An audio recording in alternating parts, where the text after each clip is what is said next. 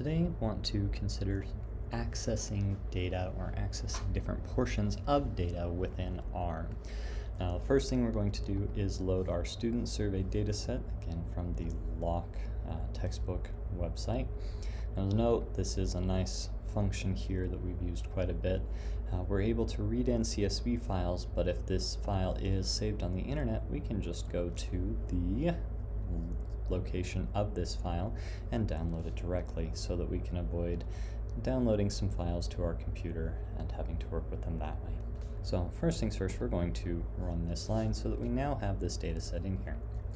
Now in RStudio, you have the ability to come up to the Environment tab, and it will show you everything loaded in memory in R at that time. And one of these is the Student Survey Dataset. And if we click on this, it's going to open up another window back down here that shows us all of the data that is in this data set. So we have names for the different variables, and we can see the values of those variables for different subjects or observations. Now we may be interested in some basic information about this data set, and so I want to go through a few useful functions for us today. Now one item we may be interested in is how much data do I have?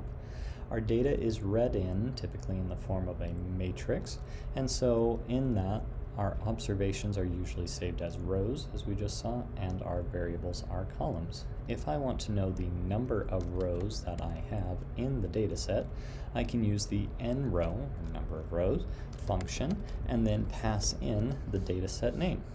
And if I run this, then I will find out there are 362 observations in the student survey data set.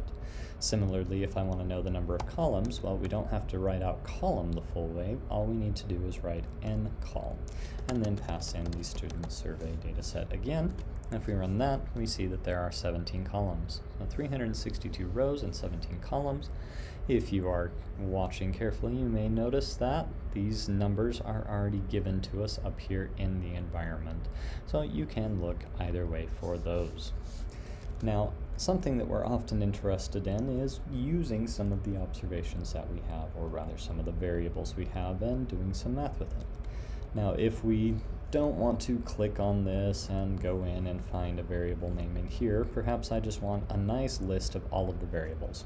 A command that we can use is to find the column names through the function callNames. You'll notice we like to shorten variable or function names whenever we can.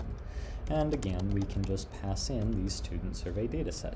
And now if I run this, I can see all of the variables that I have within the data. Now if you're interested in selecting a specific variable, there are two common ways of doing so. Say that I want to grab the smoke variable, which is a smoking status.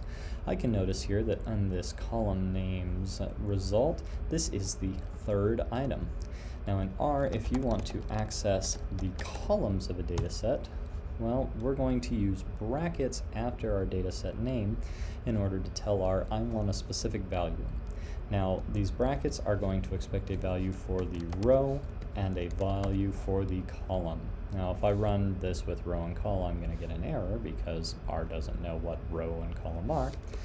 But if I only enter one of these, then I can get all of the values for that scenario. So this, if I put 3 here, that's going to be all values in the third column. And so I have a lot of no's and a few yeses here at the end. Now say similarly, perhaps I knew for whatever reason that I wanted to take a look at the 14th student in this data set. I want the 14th row. I'm going to use 14, but I need to put it in front of my comma. Now when I do this, now I will get all of the information for that one subject. Now to combine these, say that you instead wanted to know the value of the smoking status for the third subject, or the smoking status, so the third column, but for say the 10th subject. I can put both of these together, and R is going to know to grab the value in the 10th row and third column. And it works a whole lot better if you actually spell things correctly. And so this student said no. Okay, that's a few ways to grab some information. Now, one additional method that we can use to grab at least full columns or full variables. Well, all of these variables have names. And R has a special character that allows us to grab columns by their names. If we use the $, we can grab an entire column this way. Now, RStudio has also incorporated that as soon as you have a dataset name in the $, it will tell you everything contained within it. So perhaps in this case, I want to take a look at SAT scores. I can do student survey sub SAT, and I will get all of these values there. All right. Now, these are some basic ways to access data, and in another video we will talk about, once we have some of this data read in, some simple functions that may be of interest when we are working with our data.